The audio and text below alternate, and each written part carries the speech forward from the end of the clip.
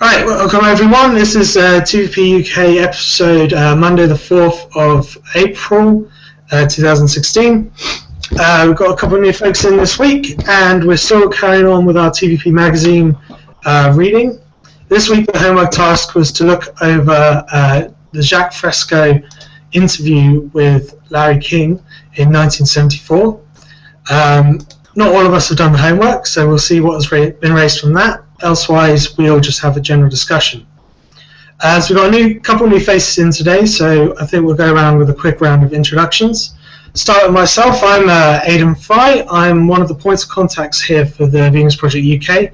Mick and Ludus, the other points of contacts, aren't here at the moment, aren't here this week, but they're generally around, and kind of between the three of us, we kind of host these hangouts and run the pages. The page, even. About me, I'm 26, I guess now, and I'm a computer programmer. I work with Android, making apps, and I also kind of, in my spare time as well as this, help the Venus Project and develop their mobile applications and kind of maintain them at the moment. We're not doing too much, but there's a couple mobile apps that I'm kind of working with for the Venus Project. So I guess that's a little introduction for me. You can be as verbose or not as you like, and we'll go from my right to left. So I'll go James because Stephen is eating. All right, I'm James. I'm a university student. I'm studying linguistics at Manchester. I'm 21. Been doing these contact discussions for about maybe 6 months now. Known about the Venus Project for maybe 2 years. Yeah, that's about it. Thanks, Helio. Hey, I'm these meetings for I think 2 months now. I haven't been to all meetings, but some of them. And I'm interested a lot in computer science, and that's why I'm learning in my spare time at the moment, and I do my own learning, and I get to learn about the Venus Project on my spare time as well. Great, and Frizzle, maybe? Oh, yeah, Frizzle or Fraser is fine. I'm fairly new to the Venus Project. I think I heard about it about 5 months ago. I'd rather not say too much about myself, but I'll say that I attended Jacques Fresco Centennial, and I've been on a tour of the research center, but I'm kind of here today to see what you guys make of it, really, and to get a better handle on the project. Well, that's cool. We might have questions for you about the Centennial. Yeah, I don't think any of us managed to go. I bet it was good. Stephen? Hello, my name's Stephen. I'm 36. I live in Wales. And I'm the oldest, aren't I? Am I? Maybe. I'm a biomechanist, but I use that to coach gymnastics full time because it's more fun to do that. I heard about the Venus Project probably 2 years ago, but only recently I've just become more involved. I'm currently on the orientation process to become a POC. When I've done that, I think I'm going to do more towards the activism type stuff. That's really it, really. Cool, thanks, Stephen. I'm really looking forward to you being joining the team, kind of properly, officially, whatever you want to call it. In terms of actually just explaining what POCs are, we're kind of like organizational people, but we're not actually part of the Venus Project as such. It's kind of a voluntary role, and TVP activism is kind of a slightly separate thing. But we try and kind of communicate with the global admins and the other teams around the world to kind of coordinate activities where we can, and just kind of coordinate supporters into things such as this hangout. So yeah, cool. And Gavin's just written something here. He's not got his mic working today, but Gavin Lehman, he's fairly new to TVP, looking for new knowledge and working towards becoming a volunteer. I am 28 and have previous experience in advertising where I was studying at university last year. looking to become a full-time member and volunteer. Hashtag. Nice. Thanks, Gavin. It's great to have you here. I'm sure advertising experience, that's the kind of stuff that we need on this team, because that's what we're doing at the moment. We're trying to advertise, and like, I can try as much as I like, but if you know more, feel free to share. And like, just so you know, you kind of like, there's people like Stephen and James and Elio, like, we've all been around for a while, and you're part of the team, even though you're not an official POC or any of that kind of stuff. That doesn't really matter. We're all here as a team. So POC isn't the only thing, basically. Anyway, cool. So I guess the first question is, did anyone watch the video and have questions on it? Well, I didn't know there was any homework, so I'm out.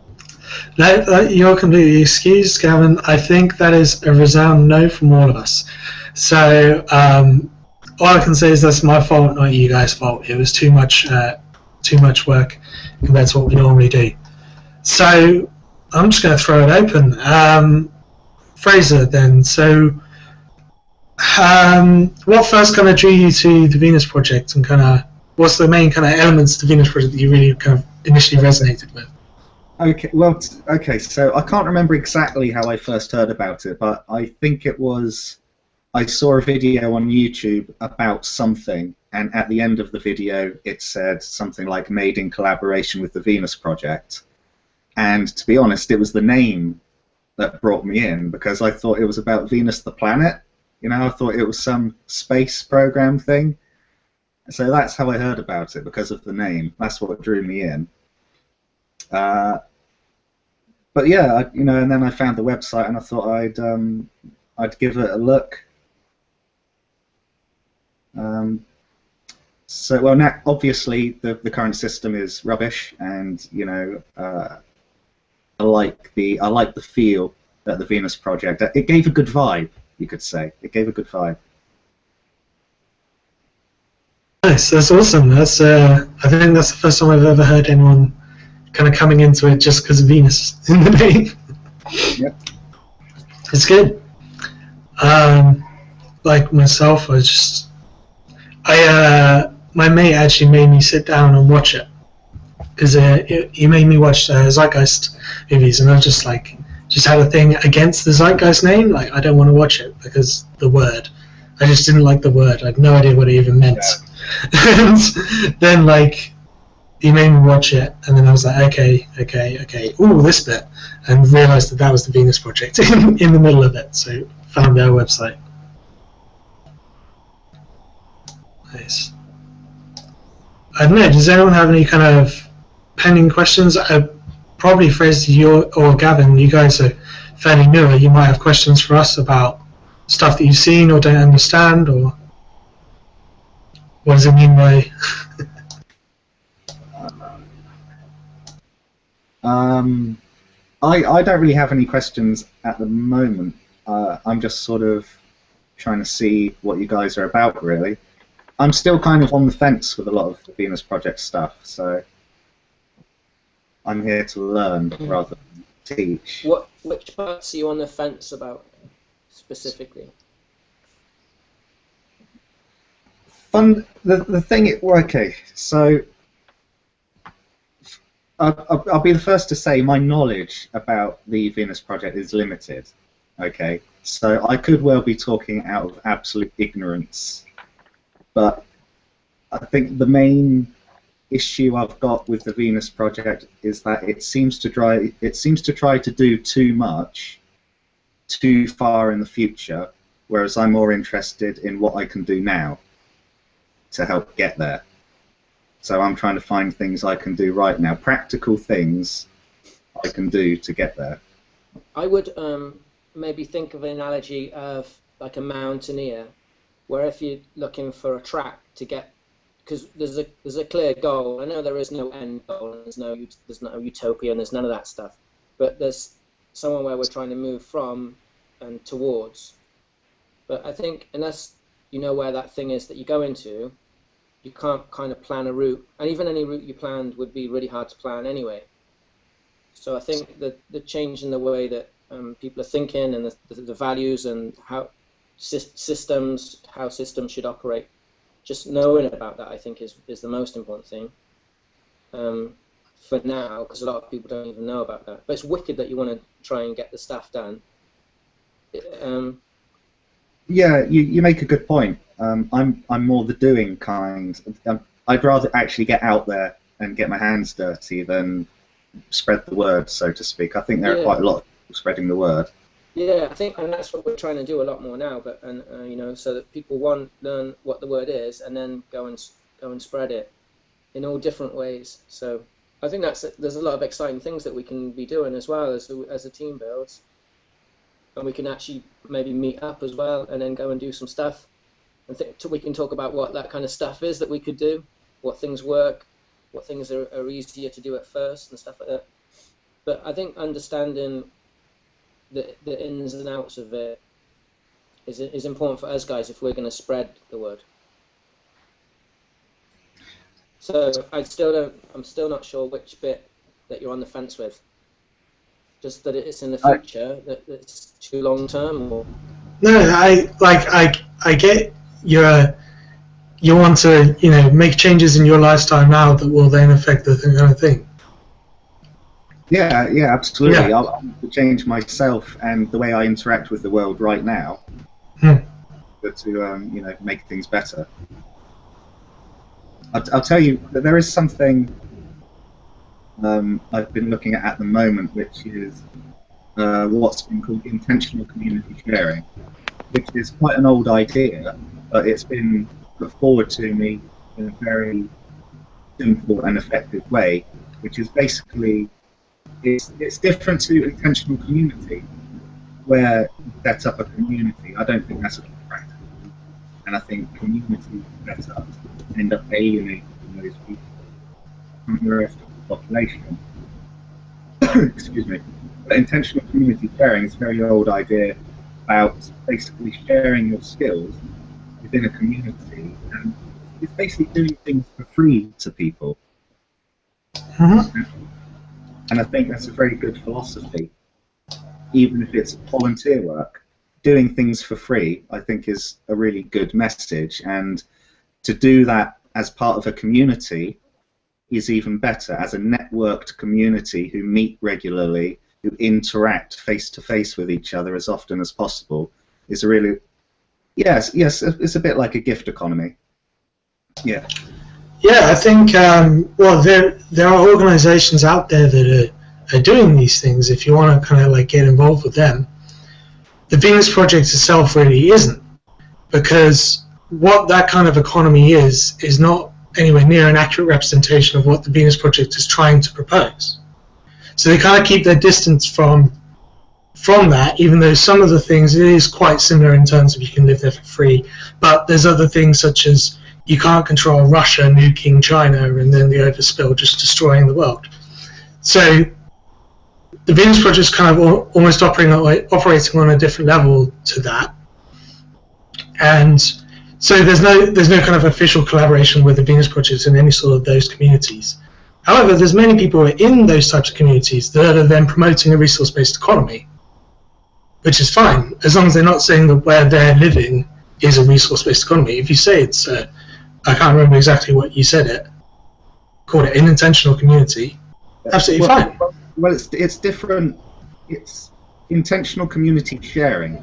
It's the way with the part of setting up a community or a commune. It's just about putting something in place in your existing community which can improve things. And I've been in discussion with someone that I met on YouTube and Facebook, and it's something I'm going to see if there's any interest in my town at all. Yeah, and sorry James, I'll let you go in a sec, but that kind of stuff is absolutely great, and what we can do is maybe use that as a tool to also promote the Venus Project. You know what I mean? At the moment, what we're here doing in the UK is trying to find ways to engage people, and if you can do things like that, and they kind of can create a good story of you improving someone's lives in your area, or you're improving your life by moving to a community, and you want to make that right for your life, that's fine. you can also promote the Venus Project as kind of on top of that. What the Venus Project is doing is trying to just advocate itself and knowledge of it really at the moment, so that you can get to the point where you can build the first city, which is the point which many of us kind of wish we were at now. We wish we could really get hands-on and build a city like the Venus Project is describing. But it's not actually practical at the moment, which is really unfortunate. They're trying incredibly hard to get it to go. But yes, sorry to the people with the stars. To anyone who's new, sorry. If you put a star in the chat box, that means I want to speak next. Apart from Stephen, who has to raise his finger because he doesn't have a chat box. So, who was it, James? Yeah, I just want to address the point made about the gift economy, or if not the gift economy, just a point about integrating systems into the current, well, not systems, I should say, units or modules into the current system, such as something community built. For example, if the community came together and made a farm to help the community, that's great, and that would work, and that would do loads of positive things for that community. Although, even if you had lots and lots of gift economy action within this system, it still wouldn't work, because you have the underlying system there. The system that I'm talking about is that of the statist ideology in society, where you've got the enforcement, you've got the government. Land has value, it's owned. If you don't do what the government said, there's a consequence. That whole system of oppression and slavery, essentially, is underpinning the entirety of that. A gift economy is a great thing, but it's limited by the system in which it's imported.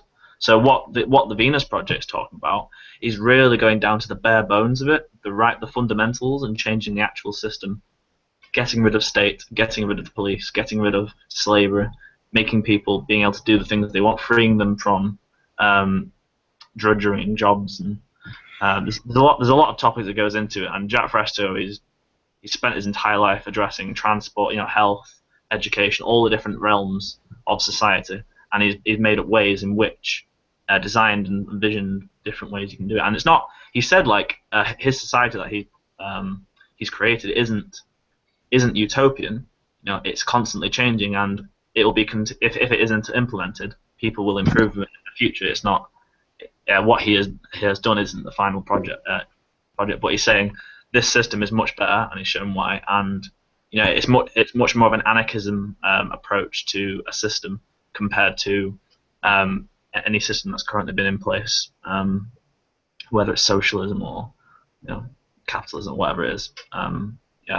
It's a form of anarchism where there's no state of control.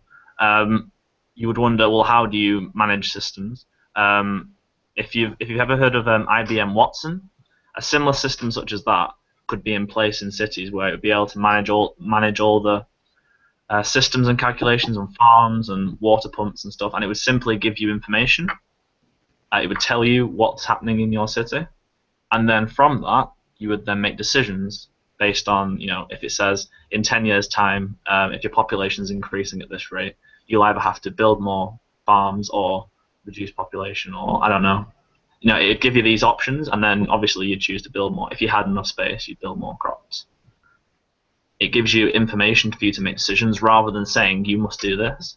A computer doesn't have any ideology or anything it wants to achieve. It doesn't do that. All it does is give you information. So it's redesigning the concept of government into a more computerized, centralized system, which the entire planet would be linked up, essentially. So you look at the carrying capacity of the Earth and how you can feed all life on Earth, all people. So it's a much grander scale, the Venus Project. And the Venus Project, don't forget, is just a way of awakening people to the idea of a resource-based economy, which is what we're talking about. The resource-based economy is under the branch of anarchism, and that's what we represent, essentially. Hold on there. There's a whole lot of things that the Venus Project would not agree with. They wouldn't say that we're part of anarchism. You can have your definition of anarchism. They will have theirs, and you'll always disagree. That is neither anything that's said on the website. Everything else is pretty much fine for me. By the way. Okay, I just didn't want us to get into a situation where we're kind of lecturing you, or you feel like that. So No, I understand. I'm aware of everything that was said. yeah, I'd say like you probably already had a look, but on the website there's the aims and proposals bit, which is really their plan from now to then, and that's what lays out what they're going to do. So, so yeah, Okay. there were FAQs on the website. Hopefully they'll be back soon. They're really good for answering the simple question, not simple questions, various questions such as that kind of come up every now and again. Sorry, James, I wasn't lecturing you. I wasn't whatever it was. So I don't know. Is there any other questions? I'm going to have a look through the FAQs, see if I can pull out a few tasty ones. Let's back up.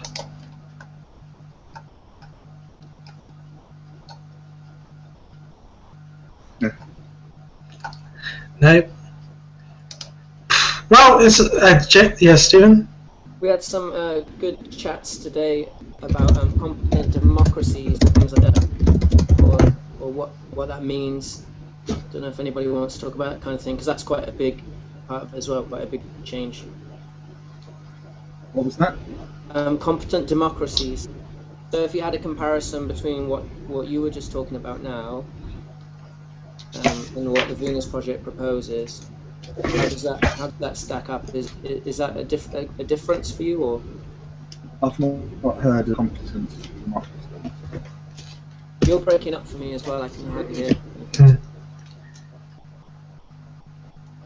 Can you guys hear me? Okay. Yeah. I can hear you. Okay. Yeah, I can hear you. Like Gavin also had a question. It's but if you want to, I didn't really get your question, Stephen. If you wanted to read.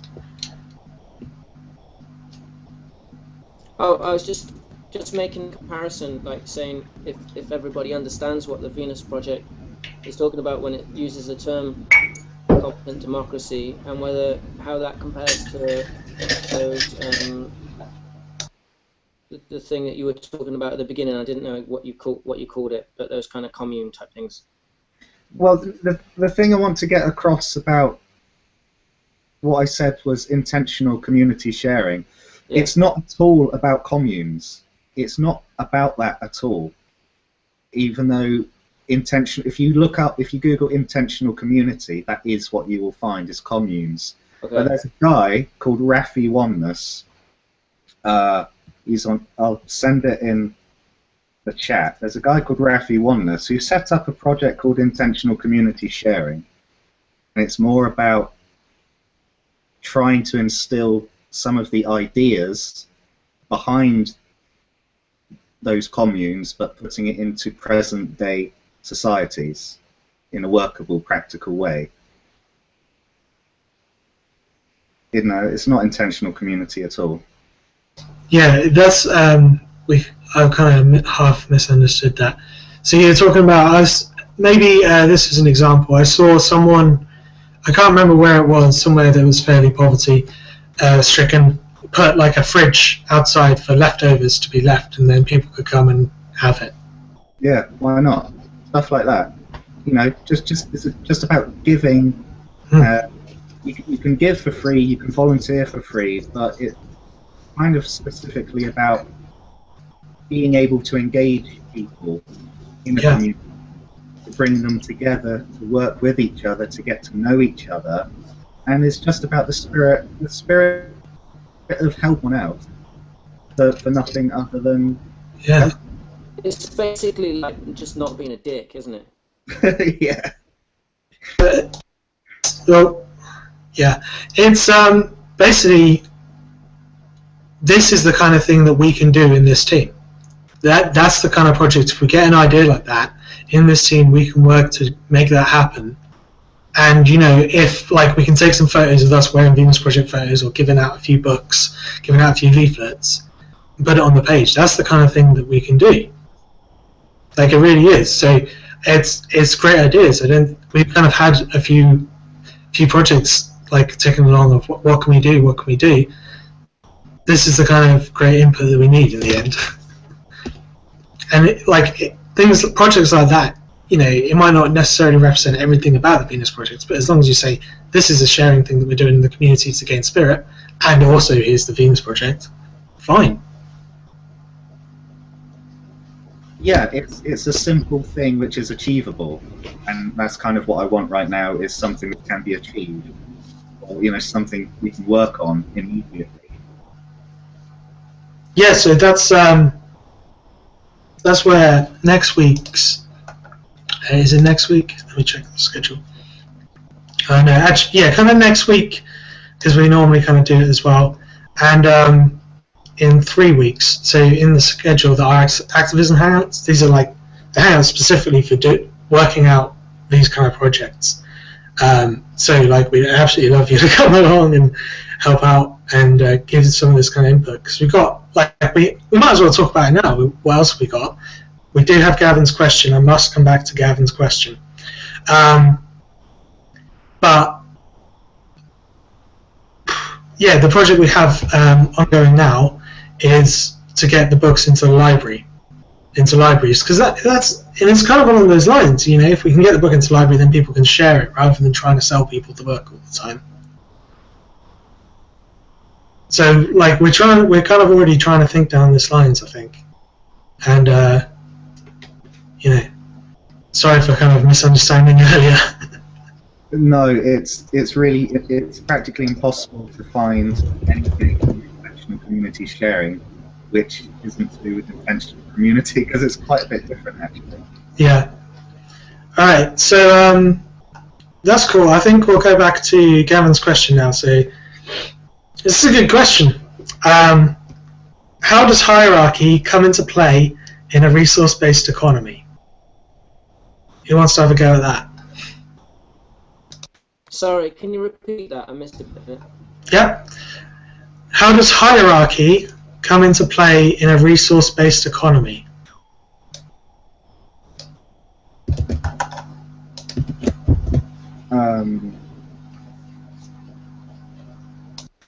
Well, there isn't, though, is there? Isn't that kind of the point? There is no hierarchy, because if there's hierarchy, there's power. If there's power, there's corruption too. Pretty much. Can I have a go? Yeah, please. Yeah, of what I understood so far, we only have hierarchy today because some people don't have access to information. So when you don't have access to information, whoever has access to that information can just use it for their benefit. In a society, the Venus Project proposes everyone, if people want, they can have access to any kind of information, so they can contribute to society. But if they're not informed on area A or B, they cannot contribute in those areas. So if they want to be part of whatever they want to be part of, they need to have the appropriate information to participate. Otherwise, they just can't. So in that sense, the Venus Project doesn't stop you from accessing the information. So in that sense, there is no hierarchy, which that's what we have today. We can only go to college, to a university, if we have the funds to do it. So that's a big limitation that we wouldn't have in a Venus Project society.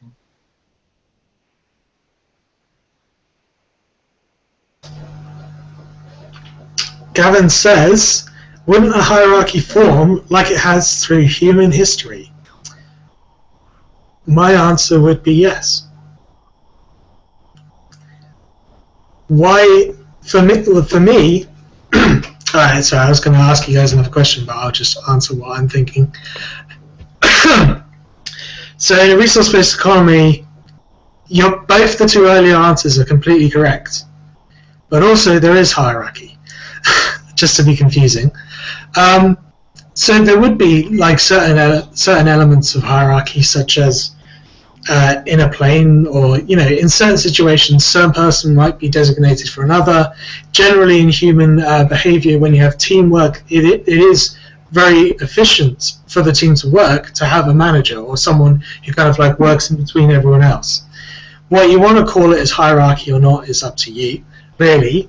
But what the point is in a resource-based economy, that a person might be in a position of some sort of power for some degree. I'm not going to come up with a crazy situation, but someone might have some sort of power over something or other. but they're not in a position where they can gain advantage over screwing over other people, because they don't own things, they don't have the possessions, so there's no actual position or corrupting factor on people, so there's no reason for them to abuse any sort of power in a hierarchy. And especially as Helio said, if there's kind of maybe a technological barriers to entry to certain fields to be able to fly a spaceship or whatever's going on at this time, it's all free. You can put the time in, you can learn about it, and you can do it, but you just need the prerequisite skills. Hey Andy, Stephen, you had... Yeah, I think an important point about hierarchy as well is that if I had a job where I was the highest in it, I'd probably be working the hardest I could to either automate it or to train someone else to do the thing so I could make myself redundant. I think people would be really keen to not... They'd be happy to do things because they know they're contributing, but they'd also be really happy if someone else was coming along that knew more, or they could train to do it because they were dead keen, and then they could just do one for a bit. That's the way I see it. Yeah, I love that question. I think we got at it from every different angle there, which is good. That's why I love these hangouts, because I know what I was thinking, but everyone else had a correct answer as well from a different perspective. Amazing. Okay, Andy, we're just literally on open questions at the moment. We don't really have any sort of agenda. If you want to chime in with, I don't know, anything you like. I don't know exactly what actually we're going to do next. Any other questions? Did you say you're watching that video or something? That interview? The plan was to, but two guys here are new and didn't know about it, and the rest of us four didn't watch it. So we kind of didn't do that at the moment. But if you've watched it and you maybe have questions, then we'd like to. Well, there was one thing that was quite interesting that was about Larry King. He said that Jack said that he liked Larry King and said he was a nice guy and stuff. But he said that I think he started doing other things with him, I think. But then what happened was he started bringing up things like cigarettes and stuff. And obviously that company, so the big companies that sell cigarettes and stuff didn't want him talking bad about that, and also didn't want him talking bad about other things like cars and things, the way cars are designed and stuff. That sort of industry. So he didn't get any more work after that, I think, on that. Or he didn't get any more like time on the air, I think, because of that. Or I think Jack just didn't want to go with that anymore because he said he would be sort of censored in not talking about those certain things.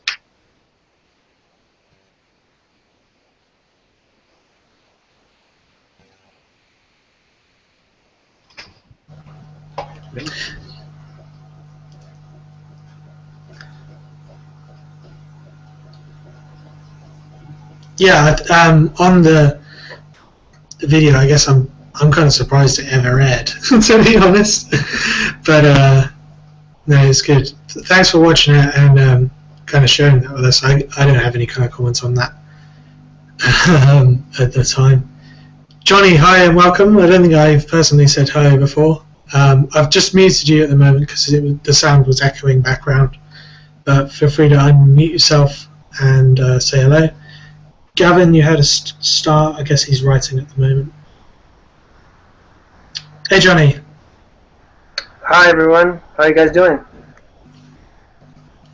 Hey. Yeah, good, thanks. Nice. Are you new into these, or have you attended one before? Sorry, what's that? Have you attended one of these Hangouts before? I know I haven't. No. I'm a complete virgin to it. Oh, nice. Well, Yeah. Be gentle. yeah. Yeah, you know what we're here for? We're talking about the Venus Project. Yeah. Cool. Oh, nice. Well, we've got quite a good bunch of guys in here this week, actually. Thanks, everyone, for coming. I don't know, we can go through and say a quick hello again, or I guess you can just kind of say hello as you start speaking as we come along. We're literally just today, Johnny, just talking about kind of any questions we have. We don't really have an agenda at the moment, So if you have any questions about the Venus project or want to know anything, then feel free to write shout out. We just have one little thing which is in the chat box, which you should see on your right. If not, if you move your mouse, you can see a little bar comes up on your left of the screen. Yeah. So if someone's talking and you want to respond, you can put a star in there like that, and so we kind of have an order of who wants to go next. Star. Yeah.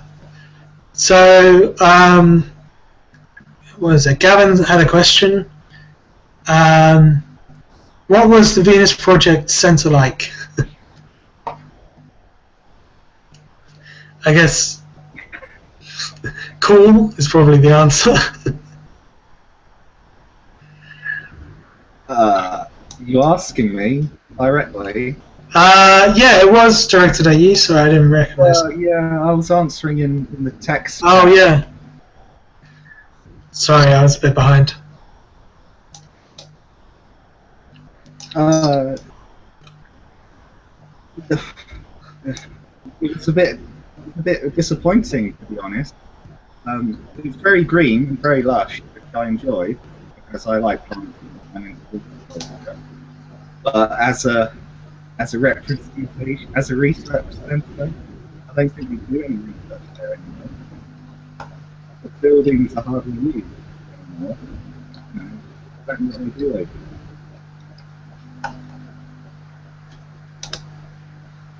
So yeah, I couldn't hear that at all. Sorry. Yeah. Can you hear me? I don't know. It's really kind of bubbly, quiet. Sorry, man. Elio, did you want to ask your question? Yeah. I've noticed that Jack Fresco talks a lot about an emergent society, and I think that even through his designs he presented at the Larry King show, and the designs he have today, it shows that kind of mentality. Things have been changing, and he's been changing his designs. So he's not like he says many times, he's not an established society. He talks about an emergent one where things keep changing, and he shows that through his project as well. It's constantly changing from 1964 to today. I see changes in his designs. Cool. Yeah. He does like to do what he says.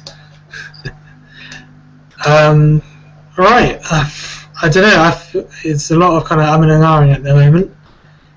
I don't know. You guys, anything you want to ask at all? Well, yeah, can you hear me? Can't hear me, can you? Yeah, a little. Yes. I could hear you okay there. Try again telling us what the research centre was like, because I was quite interested in that, but you went off. It's very small. Right. It's about 4 acres, and it's supposed to represent the outermost fringes of the city. Remember, the city, they're circular, they've got a core in the middle, various buildings around that, and then near the outside they've got the little suburbs with little dwellings, little stone houses, surrounded by trees and nature and things like that. But it was a tiny slice of that area of the city, which, when you compare it to the city and look at it as a vision for the future, it's something practical that they've done. But it's a tiny, tiny slice of this enormous vision for the future. They did say they were limited by funding and the amount of resources they had, especially with the buildings. They said they could only build what they could afford to build, not what they wanted to build. A few of the buildings were used for making the animations. I think one was a model studio, Another was used for making animation, digitally little model ships and little robots and things like that. It's a collection of small, very small dome-like buildings. It's not a huge. I mean, to call it a research centre, I think is a bit misleading, to be honest. It's not like one building where everything takes place. It's a handful of small buildings. But it's quite jungly. There's got quite nice nature to it.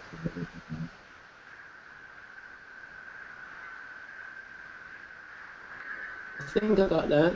It's misleading to call it a research centre, and it's a collection of small buildings. I think it's on a 21-acre site, isn't it? But a lot of it, you were saying, is just vegetation, is it? I thought it was 4 acres, but I don't know. Yeah, most of it is vegetation, and there's a lake, a couple of lakes, I think. Maybe it does. I don't know. I don't know if that's the. I don't see what research can be done anyway. Because there's research being done all around the world on the actual tiny parts that come together to make something. Do you know what I mean? Like aquaponics and different things, or ways of building things are constantly changing anyway. So any kind of research that they could do there in one small area would be being done by huge, massive companies right now, and which would be making progress in different areas of construction and stuff anyway. So the important stuff is the way of thinking, as far as I'm concerned. I don't really mind if they were doing it, if they had all their ideas out of a caravan, it wouldn't bother me. Caravan tour wouldn't cut the same though, would it? It wouldn't be the same as research centre tour. No, it wouldn't. But it wouldn't bother me. And maybe it would bother a lot of other people that they want to go and see a shiny place that looks awesome and all that stuff. But it would just be a shiny building that looks awesome. It doesn't. The message is the important thing, isn't it? I think we all agree on that. Do we? I don't know. Yeah, messages are important, but so is doing something. I'm not saying TVP doesn't do anything, it's just, you know, messages are great, they're wonderful, but come on, let's act on them. Yeah, they're trying. It really is tough. And there is a lot of things actually that goes on at the Venus Project that we don't hear about until, like, they are working on the script for their major motion picture. Like, we know that, and we kind of get various updates every now and again. But like, there's nothing official from them on it yet. Like, it's still a script level. I think we know that, but you know, they're working very hard to get that done, and they're working hard with everything else. And to be honest, Jack is very old. He needs a lot of care these days. So it's kind of tough. But they're getting a good group of people down there. Sasha, one of the activism admins, has actually just moved out there for a little while, a bit, and like they're hoping to grow and they want to grow. Yeah, I met Sasha. He's a good guy. I like Sasha. Yeah, I think they're doing what they can because they are low on funds. You know, it's very hard to get a lot of funds to these kind of projects. I mean, you can go to the European Union and ask for funds for community stuff and sustainability projects, but I don't know if they would like this kind of direction, you know. And Jack has been, like, every time Jack he went to, like in Larry King, he only had like 48 minutes to try to explain what the Venus Project was. What the Venus Project was at that time, called social cyberneering. And he didn't really have that much time to, you know, to talk about what he was working on. So it's hard to explain it in a very short period of time. And at that moment, in the interview, he said that his organization was supposed to be a membership organization, But if you don't have that much time to inform people about what you're doing, how can you increase the number of members in your organization? And that's the work we're doing at the moment, you know, informing other people. We do that in our spare time. We don't gain any money with it. But the more people we bring in, people with good abilities, the more we can advance this project. Because Jack and Roxanne, they did a lot of work throughout their life now, and I think Jack can do much than what he already did. So it's now it's up to other people, but at least he has laid out the plan, so other people can carry it out. Because he's done quite a lot already to think of a whole holistic. I never heard of anyone who ever did that. So I don't think we can ask much more from on us. People will like the direction and like to see it happening.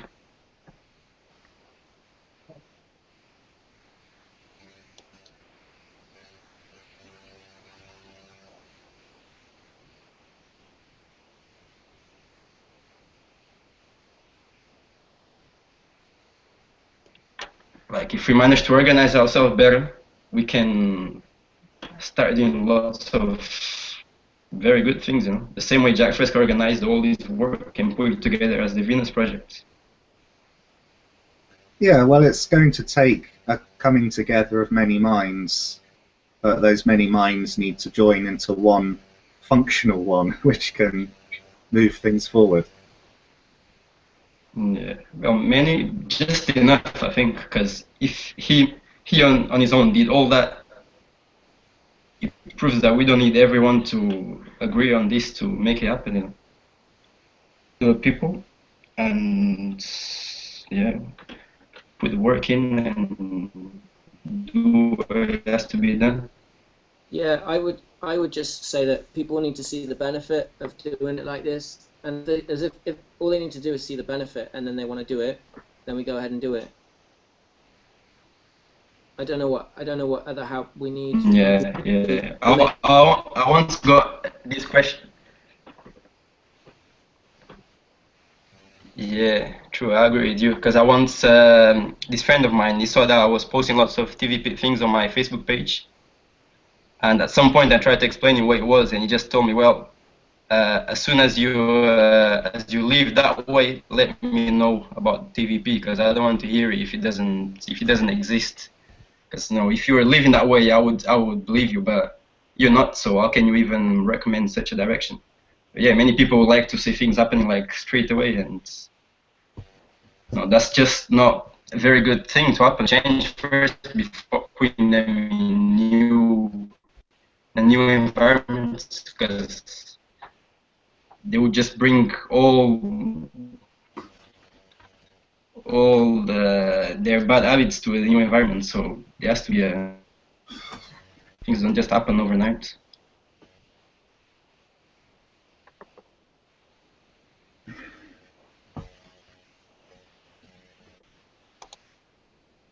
It depends what people want to do. If they want to make the entirety of the Venus project happen as soon as possible, then that's going to take a lot of coordinated effort. I'm just of the frame of mind that a lot of the philosophy of the Venus project isn't specific to the Venus project. It's just about being a good person and living in good communities, as far as I'm concerned. And I believe people are better able to practically achieve improvement in their community by being kinder and nicer and more generous than by trying to create a new system, a new establishment. I don't want to spend my life campaigning for a system change when I could actually make practical changes in the community I live in at the moment. That's a good point.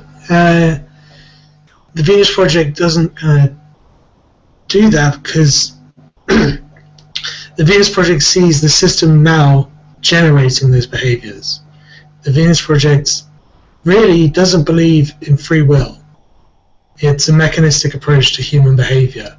So what that basically means is it's about conditioning, and like the conditioning and the environment interacting with your genes at that time. that's what ends up being human behavior. So, and what the Venus Project is the backdrop of capitalism, of where we live today, that generates the behaviors in people which aren't very good. So there are certain people in society who you can say, I want to try and do this, and you can get a bit better, but in the end, it can affect your life, yeah. But not everyone is going to be out of that situation. That's kind of probably just trying to highlight the difference probably in what you were thinking to what the Venus Project generally kind of thinks about human behavior. So they want to change the conditions which generates the behavior. And it's a bigger task. You're not wrong. It's a lot of a bigger task. It's huge, but necessary from where I'm standing, from where the Venus Project is standing.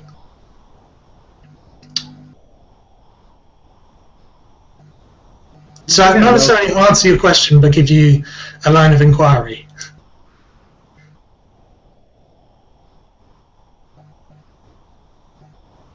Pardon? I'm not expecting to answer your question, but does that kind of, is that a response that you... I mean, maybe as I learn more about the Venus Project, my frame of mind will change, but I think there are many jobs to do to achieve a better world. Maybe people have different ideas of what a better world is. And at the end of the day, as long as everyone is doing something, that is an improvement. Everyone's got to do different things. Everyone is more motivated to do different things. Yeah, I agree. But we're all here fundamentally for the same reason, isn't it? I don't know, maybe some people are here specifically to achieve an RBE system, or maybe other people are just here because they want generally a better existence. Maybe some people have specific targets, specific achievements they want to accomplish.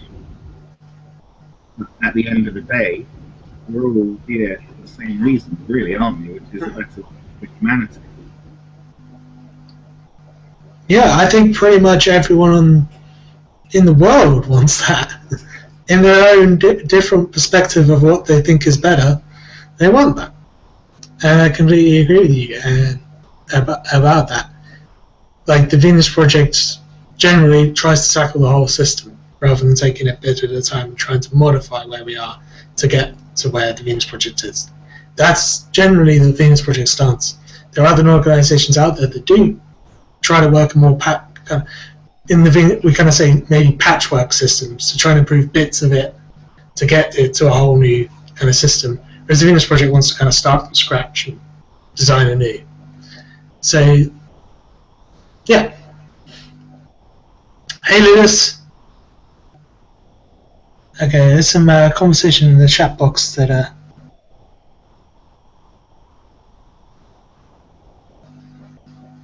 So Gavin says he hopes the transitional process is peaceful for the sake of all our children.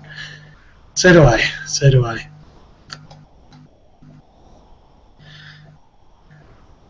All right.